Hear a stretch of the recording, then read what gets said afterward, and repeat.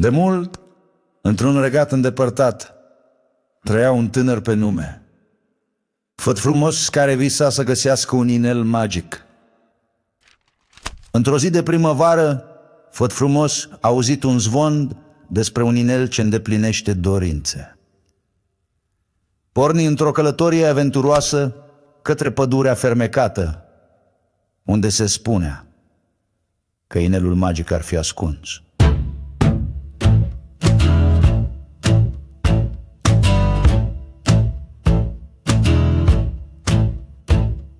Pe drum, Făt Frumos întâlni un prieten vulpoi care știa toate secretele pădurii.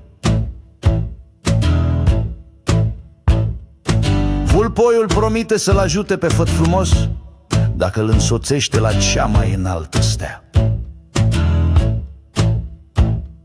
În mijlocul pădurii întâlnesc o zână micuță care le dăruiește o busolă plutitoare. Busola îi ghidează prin ceață, dar îi întreabă oare inelul poate fi chiar atât de magic. Ajung cu bine la poalele unui munte sclipitor, unde o scânteie atrage atenția lui Făt Frumos. Ridică curajos piatra lucitoare și descoperă sub ea un inel strălucitor. Magic!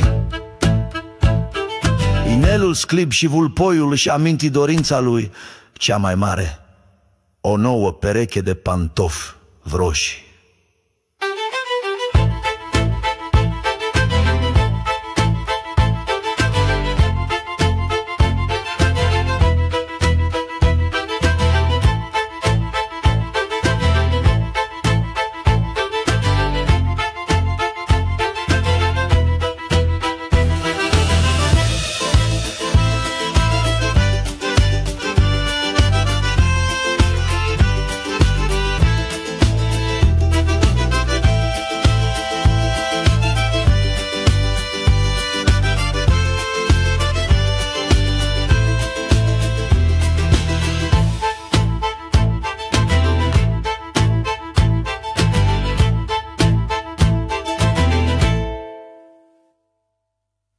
Cu un zâmbet larg, Făt Frumos își dorește ca pădurea să fie întotdeauna plină de râsete și veselie.